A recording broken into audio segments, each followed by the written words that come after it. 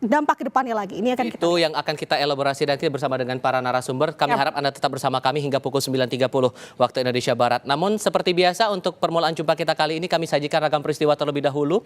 Kebakaran melanda sebuah rumah di Cilangkap, Depok, Jawa Barat. Dugaan sementara kebakaran akibat korsleting listrik di ruang penyimpanan kardus.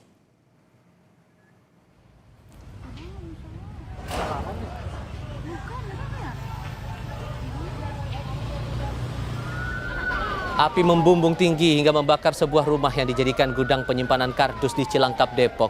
Puluhan petugas dinas pemadam kebakaran setempat yang tiba di lokasi langsung berupaya memadamkan api agar tidak meluas ke bangunan lain yang berdekatan dengan titik api.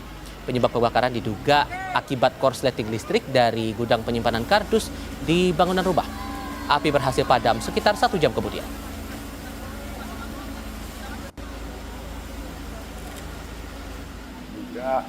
Penyebabnya adalah dari korsleting listrik karena titik awalnya itu ada di gudang penyimpanan kardus.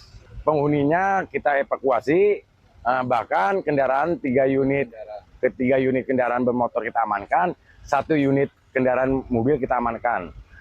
Surat-surat yang berharga ada sebagian yang kita sudah amankan.